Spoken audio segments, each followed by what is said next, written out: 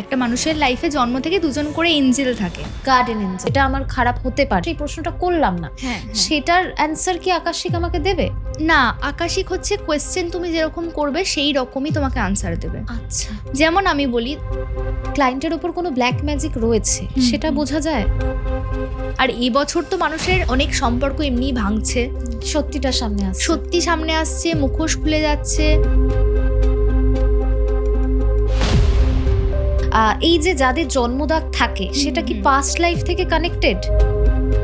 পল্লবীদি আমাদের প্ল্যাটফর্মে আগেও এসেছেন এবং আজকের বিষয় হচ্ছে আকাশিক রেকর্ড। আকাশিক রেকর্ড কি করতে পারে, তার কতটা ক্ষমতা? পিএলআর আর আকাশিক রেকর্ড অনেক কিন্তু পার্থক্য আছে, আমরা অনেকটাই এই বিষয়ে গুলিয়ে ফেলি।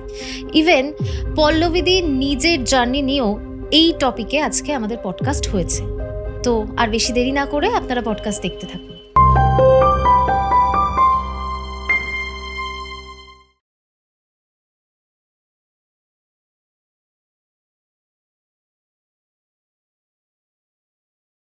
নমস্কার বন্ধুরা, তোমরা দেখছো অ্যাস্ট্রোবুক আর তোমাদের সাথে আমি প্রীতি। আচ্ছা দি, এমনও তো অনেক শোনা যায় যে সম্পর্কে তৃতীয় ব্যক্তি, এই নিয়ে আমরা স্পেল কাস্টিং এর একটা ভিডিওতে কথাও হয়েছিল।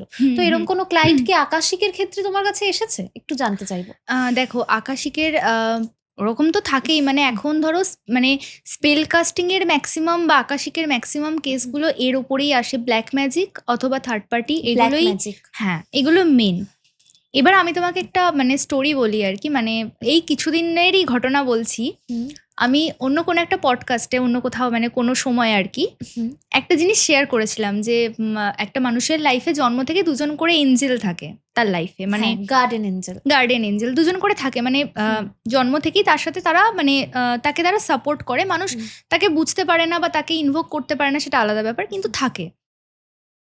ইনিশিয়ালি জন্মের পর থেকেও মানে মানুষ এইভাবেই, মানে জন্ম থেকে মা এবং বাবা, মানে আমরা বাবা মাকে ঈশ্বর রূপে দেখি, তো ইউনিভার্স ওইভাবেই মানে পেয়ারেই দুজন করে পাঠিয়েছেন, যে মা বাবা বা পরবর্তীকালে হাজব্যান্ড ওয়াইফ, মানে এইভাবে পেয়ার করেই পাঠিয়েছেন। এবং তার থেকেও বড় কথা, একটা মানুষের শরীর চালানোর জন্য যে আমাদের দুটো হাত, দুটো চোখ, দুটো কান, দুটো পা, মানে যেগুলো আমাদের সাপোর্টিং সিস্টেম, সেগুলো সব কিন্তু পেয়ারে থাকে। এই ঘটনা শোনার পর, মানে এই কথা শোনার পর আমার কাছে একজন ক্লায়েন্ট আসে। সে এসে রীতিমতো দাবি করে যে ওনার হাজব্যান্ড এক্সট্রা ম্যারিটাল অ্যাফেয়ারে বাইরে কারোর সাথে, মানে ওনার অ্যাফেয়ার হয়েছে, ওনার ওয়াইফ সেটা জানতে পেরেছে। ঠিক আছে, মানে যে ওনার হাজব্যান্ডের এরকম একটা ব্যাপার হয়েছে সেটা উনি জানতে পেরেছেন। ওনার হাজব্যান্ডকে যখন উনি জিজ্ঞাসা করছেন যে তুমি এরকম কেন করছো, এটা তো আমার খারাপ লাগছে, এই ওই ব্যাপার, তখন উনি আমার পডকাস্টের ওই রিলসটা ওনার কাছে, মানে ওইটুকু মানে ক্লিপ আর কি, উনি ওইটা হাইলাইট করেছেন যে ম্যাম বলেছেন যে প্রত্যেকের লাইফে দুটো করে এঞ্জেল থাকেন, এবং আমার লাইফেও একজন আমার বাড়িতে এঞ্জেল, আমার বাইরে একজন এঞ্জেল। বুঝতে পেরেছি, মানে ওই এঞ্জেলটাকে বলেছে যে মানে ওই যে বলেছিলাম পেয়ারে থাকে ব্যাপারটা, তো উনিও এখানে পেয়ার করেছেন, একজন বাড়িতে পেয়ার, একজন বাইরে আছেন, মানে দুজন পেয়ার আর কি। মানে পডকাস্ট তো চলে, তারপর মানুষের ইমাজিনেশন তার মতন চলে। সত্যি মানে এটা আর কি, মানে পডকাস্টে কিছু বললে ভীষণ ভেবেচিন্তে বলতে হয় আর কি, এটা আর কি একটা কি কিরকম ভাবে নেবে, এটা একটা খুব বিষয়টা মজার, তবে যার জীবনে হয় সেই বোঝে। অবশ্যই সেই ক্লায়েন্টের কাজ হয়েছে আমার তারপরে, কিন্তু ওনার হাজব্যান্ডকে আমি বলেছিলাম যে দেখুন, ওই এঞ্জেলের কথা আমি বলিনি, আপনি যেটা ভেবেছেন। তো এটাই আর কি। তো অডিয়েন্সদের মানে ভিউয়ার্সদের জন্য এটাই, যে সব জিনিসটা সবকিছুর মধ্যে এরকম ভাবে আর কি গায়ে মেখে নেবেন না। তো এটাই। এবার গল্পে আসবো যে এরকম স্টোরি হয়েছে, মানে সেটা প্রবলেম সলভে গেছে আকাশিক রিডিং করে, কোনো রেমিডিস এসেছে বা কিছু, সেটা জানবো। আমি একটা ইউএসএ ক্লায়েন্টের ঘটনা বলছি, ঠিক আছে? হ্যাঁ।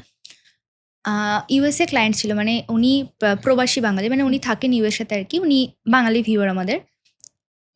তোমার চ্যানেল দেখেই উনি আমার সাথে কন্ট্যাক্ট করেছিলেন, অ্যাস্ট্রোবুকের থেকেই উনি কন্ট্যাক্ট করেছিলেন। এবং ওনার রিডিং যখন হয়, মানে ওনার রেকর্ড এতটাই ভালো, এবং সত্যি কথা বলতে কি ওনার এনার্জি লেভেলটা ভীষণ ভালো ছিল। মানে রেকর্ড দেখে, মানে রেকর্ডে দেখো প্রত্যেকের ভালো এবং খারাপ দুটো কর্ম তো ওর মধ্যে ইনভলভ থাকে, কিন্তু ওনার খুব ভালো কর্ম ছিল। মানে উনি আজকে ইউএসএতে নিজের পায়ে দাঁড়িয়ে উনি ওখানে কাজ করছেন, একা থাকেন, ওনার কিন্তু কোনো পার্টনার কেউ নেই, উনি কিন্তু একা থাকেন।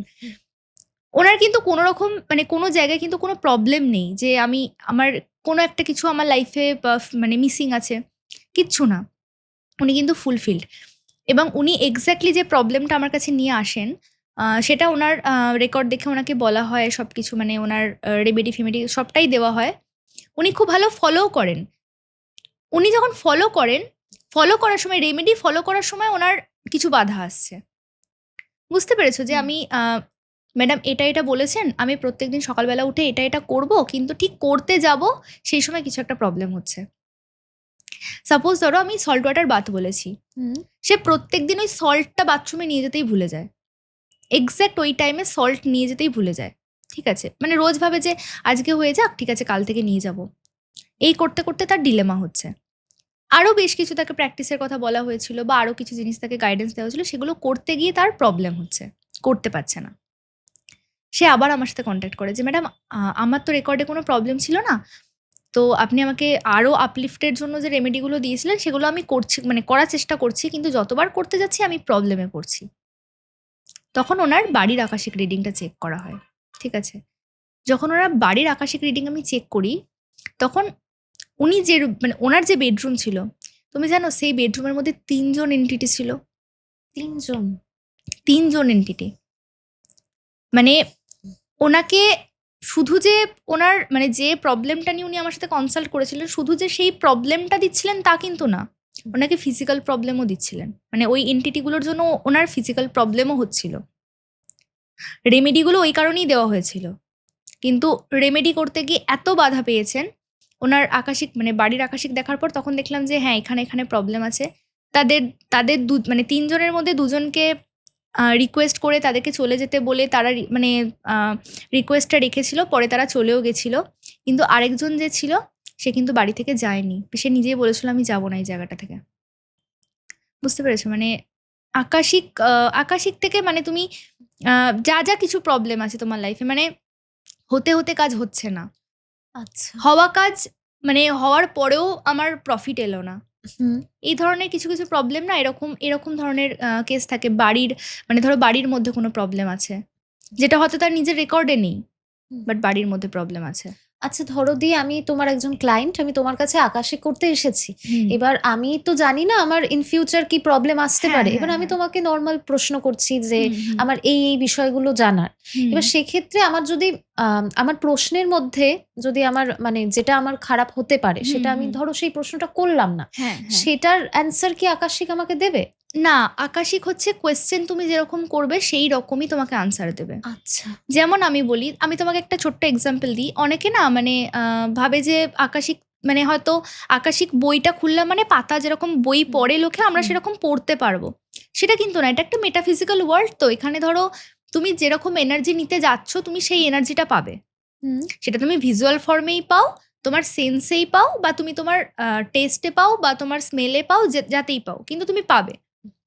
এটা নয় যে তুমি একটা হাতে ডাইরেক্ট বই পেলে তুমি সেটা খুলে পড়ে ফেললে, একদম পেজ নাম্বার 1 থেকে পেজ নাম্বার 300 পর্যন্ত পড়ে গেলে, তা কিন্তু না।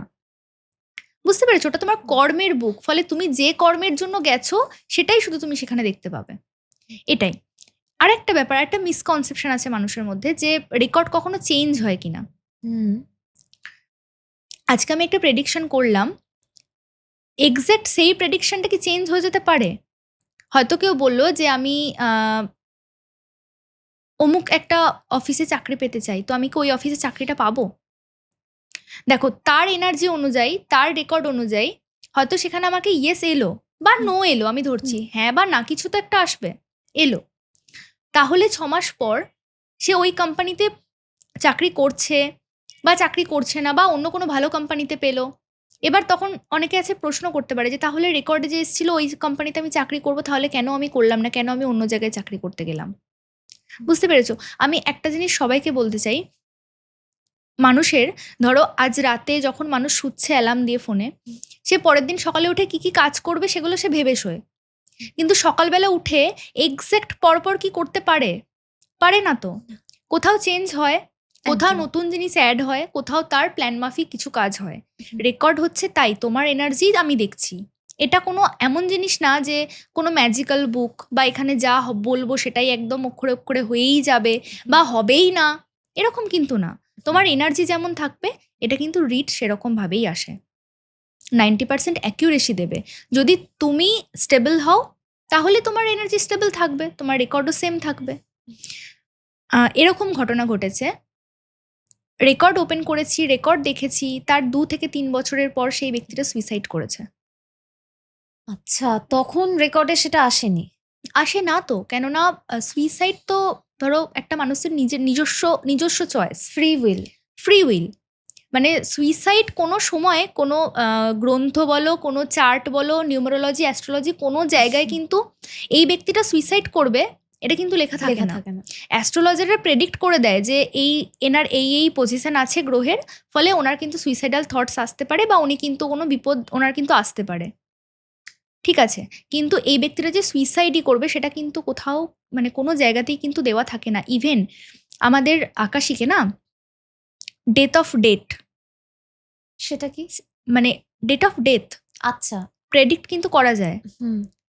একটা সাল মানে ধরো মোটামুটি সালটা কিন্তু প্রেডিক্ট করা যায়, কিন্তু আমাদের এথিক্স অনুযায়ী সেটা কিন্তু বলা যায় না কাউকে। হুম। মানে আমি আমার নিজেরটা যেমন দেখতে পাবো না, মানে দেখা যাবে না, হুম। সেরকম তোমারটা যদি দেখি আমি তোমাকে কিন্তু বলতে পারবো না যে প্রীতি এত সালে কিন্তু তোমার মৃত্যু আছে, এটা কিন্তু বলা যাবে না। হুম। ফলে কোনো ব্যক্তি যদি এসে বলে যে 2060 সালে আমি ঠিক কি কি করবো একটু দেখে বলুন, সেটা কিন্তু বলা পসিবল না। মানে ওই কি বলবো, মানে মাথার মধ্যে কল্পনার জগৎ তৈরি করে মানুষ অনেক সময় প্রেডিকশন নিতে আসে। তো সেক্ষেত্রে বলবো প্র্যাকটিক্যাল প্রশ্ন নিয়ে আসুন, প্র্যাকটিক্যাল মানে একদম জেনুইন প্রবলেম নিয়ে আসুন, জেনুইন প্রবলেমের জেনুইন সলিউশন আপনারা পেয়ে যাবেন। আচ্ছা। তুমিও তো কারোর কাছ থেকে আকাশিক রিডিং শিখেছিলে। তোমার ওই জার্নিটা নিয়ে জানবো, কিরকম ছিল? দেখো, এখন আমরা যেরকম ধরো কোর্সগুলো দেখি, হুম। আমাদের সময় সেরকম খুব একটা ছিল না। ঠিক আছে, মানে যখন একদম প্রথম দিকে, মানে আমার যখন জার্নির একদম প্রথম দিকে, মানে 2016 মানে 15 লাস্ট 16 এরকম টাইমের কথা বলছি, ওই সময় কিন্তু এতটা অনলাইন ব্যাপারটা কিন্তু ছিল না। আমি তোমাকে একটা স্টোরি বলি। আহ, এরকম একটা ঘটনা ঘটেছিল যে আমি রিড করেছি, মানে আমাদের এরকম একটা পার্টিকুলার টাইম থাকতো, আমরা প্র্যাকটিস করতাম। আমি প্র্যাকটিস করছি, মানে আমি লাইব্রেরিতে গিয়ে প্র্যাকটিস করছি, বুঝতে পেরেছি? মানে আমাদের যে মেটাফিজিক্যাল লাইব্রেরি সেখানে গিয়ে প্র্যাকটিস করছি। মানে হঠাৎ আমার নর্মাল এমনি নিজের ইচ্ছা গেছে যে প্র্যাকটিস তো করি, তো এখানে আমাদের ফ্রি উইল থাকে যেহেতু, তো আকাশিকটা একটু ঘুরে দেখি, মানে একটু এক্সপ্লোর করি যে কি আছে ব্যাপারটা, একটু রিসার্চ করি ভিতরে আর কি আছে।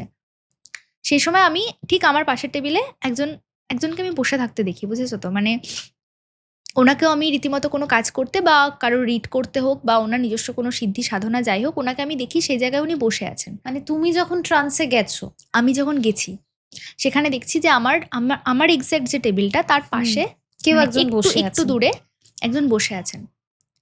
আমি তখন ওই জায়গায় গিয়ে, মানে আমি তখন তো নতুন মানে এতটা আমি মানে কি বলবো অ্যাওয়ার নই আর কি, যে কি হুম, করা হুম। যাবে না। তখন একটা এক্সাইটমেন্ট যে এত ভালো করে দেখতে পাচ্ছি, তাহলে নিশ্চয়ই আরো বেটার কিছু আছে, আরেকটু দেখতে হবে। এবার আমি যখন ওনার সাইডে গিয়ে ওনাকে ভালো করে দেখার চেষ্টা করি যে এই ব্যক্তিটা কে, বা আমার আমার খুব এনার্জিটা মনে হচ্ছে যেন খুব আমার চেনা এনার্জি, মানে এনাকে আমি চিনি, কিন্তু আমি বুঝতে পারছি না কোনোভাবেই যেটা কে ব্যক্তিটা, মানে এতটা ওনার প্রোটেকশন শিল্ড ছিল আমি বুঝতে পারিনি। ঠিক আছে, আমি ফেরত চলে এসেছি। আমি জানি যে পরের দিন আমি আমার যিনি গুরু ওনাকে আমি বলবো যে এই ঘটনা আমার সাথে হয়েছে, বা আমি ঠিক এই জিনিসগুলো দেখেছি, তো এরকম একটা এক্সপিরিয়েন্স করে এসেছি। তো পরের দিন যখন গেলাম, তো স্বভাবতই দেখলাম যে গুরুজি আমার উপর হঠাৎ করে খুব রেগে আছেন। ঠিক আছে, কারণটা বুঝতে পারছি না, যে কিছু ভুল করেছি বা হয়তো উনি কিছু বলেছেন আমি সেটা শুনিনি। তো আমি জিজ্ঞেস করেছিলাম যে গুরুজি আমি কি কিছু, মানে আপনি আমার সাথে এরকম রেগে কথা বলছেন, আমি কি কিছু ভুল করেছি? তখন উনি আমাকে একটাই কথা বলেন যে আকাশিক হলটা তোমাদের ঘুরে বেড়ানোর জায়গা নয়। আকাশিক হলে যাবে, রিড করবে, তোমাদের মেডিটেশন, ওখানে মেডিটেশনের রুম আছে, মেডিটেশন করবে, ফেরত আসবে, রেলম বন্ধ করে দেবে, ফেরত আসবে, মানে কটকাট করবে। এর বাইরে কোনো মানে ওখানে যেয়ে অন্য কোনো ব্যক্তি বসে থাকলে তাকে গিয়ে ছেড়খানি করা বা তার কাছে গিয়ে উকি মারা, সে কি করছে সেগুলো দেখার চেষ্টা করা, এগুলো কিন্তু একদম করা উচিত না। মানে ওই সময়টাতে মানে আমার আর কি মানে কি বলবো আই ওপেনিং হয় যাকে যাকে বলে আর কি, যে আচ্ছা তার মানে ওই ব্যক্তিটা তখন ওখানে আমার গুরুজি ছিলেন। মানে ওই রেলমে গিয়ে যে দুজন ব্যক্তিকে এরকম ভাবে দেখা যায়, মানে এই এক্সপিরিয়েন্সটাও আমার কাছে মানে একটা আনবিলিভেবল টাইপের আর কি। তো ভীষণ ভালো, মানে ওখানে ওই রেলমটা মানে অ্যাক্সেস যে অ্যাকচুয়ালি হয়, তার এটা সব থেকে বড় প্রমাণ বোধহয় আমি নিজে। মানে এই এক্সপিরিয়েন্সটার জন্য। আচ্ছা, এমন কি কখনো হয়েছে তোমার কাছে কোনো ক্লায়েন্ট গেছে এবং তাকে তুমি কিছু রেমেডি দিয়েছো যেটা পরবর্তীকালে গিয়ে তার খুব কাজে লেগেছে? মানে কিছু মানে ব্লকেজেস তো থাকবে কিন্তু রেমেডিও তো আসে। রেমেডি আসে এবং আকাশিকের রেমেডি যদি দুয়ে দুয়ে মানে আকাশিক যদি বলে যে দুয়ে দুয়ে ৫ হয়, হুম। আমাকে বিনা মানে নির্দ্বিধায় সেটা মেনে নিতে হবে যে হ্যাঁ, দুয়ে দুয়ে ৫ হবে। আমাকে ক্লায়েন্টকে বলতে হবে যে হ্যাঁ, তুমি এই ২ আর এই ২ মেলাও দেখো ৫ হবে। তোমাকে এটাই করতে হবে। আমি ওখানে আমার লজিক্যাল ব্রেন খাটাতেই পারব না। আচ্ছা। মানে আকাশিকের রেমেডি না কিছুটা মানে কি বলতো ওই নরমাল বাস্তু রেমেডি, নরমাল হুম। টোটকা, নরমাল ওই তোমার যেগুলো হয় না, ওরকম কাইন্ড অফ কিন্তু হয় না। হুম। আকাশিকের রেমেডি না একটু অন্য টাইপের হয়। হ্যাঁ, তুমি বলছিলে অফ ক্যামেরা আমরা কথা বলছিলাম যে তোমারই একজন ক্লায়েন্ট হুম। তাকে তুমি কার কাছে পাঠাবে, রেফার করবে এরকম কিছু তুমি দেখেছিলে? এক্স্যাক্টলি। হ্যাঁ, মানে সেই আমার ঘটনাটা জানবো। হ্যাঁ, মানে উনি অ্যাকচুয়ালি বাংলাদেশের ক্লায়েন্ট ছিলেন। তো হুম। ওনার একটা মানে এন্টিটি অ্যাটাক এর ব্যাপার ছিল আরকি, বুঝতে পেরেছো? হুম। এবার উনি কনট্যাক্ট করেন যে, "ম্যাডাম এরকম, এরকম প্রবলেম হচ্ছে, কিভাবে কি করা যায়?" তখন ওনার রেকর্ড থেকে আমি দেখতে পাই যে ওনার সাথে এন্টিটি অ্যাটাচমেন্ট রয়েছে। এন্টিটি রিমুভ করানোটা আমার কাজ, সেটা আমি করেছি। ঠিক আছে। আমি হিলিংও দিই, কিন্তু সেই মুহূর্তে কিছু কারণের জন্য আমি হিলিংটা দিতে পারিনি আরকি। মানে আমার ফ্যামিলিগত কিছু ব্যাপারের জন্য হিলিংটা আমার দেওয়া বন্ধ ছিল। ১-১.৫ মাস মতো বন্ধ ছিল। আমি হিলিং দিইনি।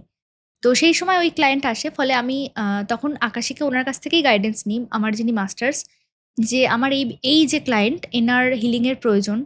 তো আমি কার মাধ্যমে হিলিং করালে বেটার হবে আরকি। হুম। বুঝতে পেরেছ?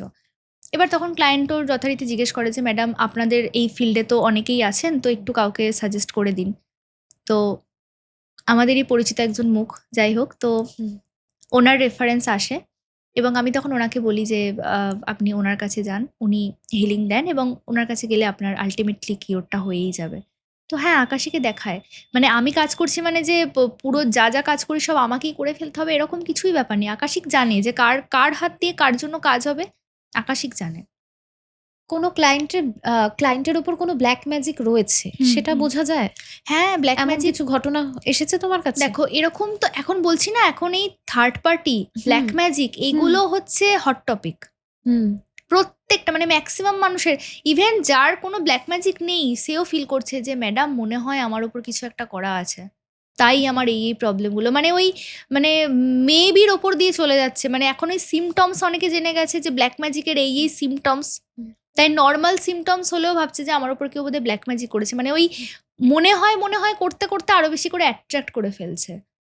এরকমও আছে কেস, মানে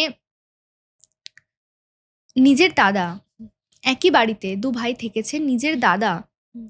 শুধুমাত্র প্রপার্টির জন্য নিজের ভাইয়ের উপরে এক্সট্রিমলি অত্যাচার করেছে দীর্ঘ ২০ বছর ধরে থ্রু ব্ল্যাক ম্যাজিক। এটাও আছে, এরকম কেসও আছে। মানে ভাই রীতিমতো আ লোকের চোখে পাগল। মানে এই মুহূর্তে তার যা পরিস্থিতি, সে গোটা দুনিয়ার চোখে পাগল। কিন্তু সে নিজে আমার সাথে কনট্যাক্ট করে বলছে যে, "দিদি আমার এই প্রবলেমগুলো হয়েছে, আমাকে প্লিজ বাঁচান।" মানে তার শোল দেখে আমি বুঝতে পারছি যে তাকে পাগল বানিয়ে রাখা হয়েছে। বুঝতে পেরেছো? মানে এরকম ব্ল্যাক ম্যাজিকের কেস ভীষণ, মানে এখন তো আরো বেশি। আর এবছর তো মানুষের অনেক সম্পর্ক এমনিই ভাঙছে।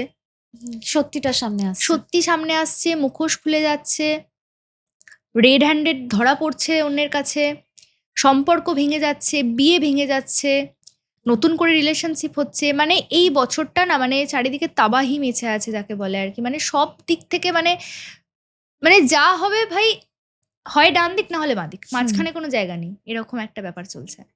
অফ ক্যামেরা তুমি বলছিলে যে জন্মদাগের বিষয়টা। এই যে যাদের জন্মদাগ থাকে হুম, সেটা কি হুম। পাস্ট লাইফ থেকে কানেক্টেড? মেক্সিমাম ক্ষেত্রে মানে ধরো 90% ক্ষেত্রে তাই হয়। হুম। যে ধরো কোনো ব্যক্তির জন্মদাগ আছে, মানে সেটা যেকোনো কালারের, মানে জন্মদাগের কয়েকটা কালার হয় আরকি। মানে কোনোটা একটু ব্ল্যাকিশ টাইপ মানে ব্ল্যাক টাইপের হয়, কোনোটা একটু রেড বা ব্রাউন টাইপের হয়, কোনোটা একটু হোয়াইট টাইপের হয়।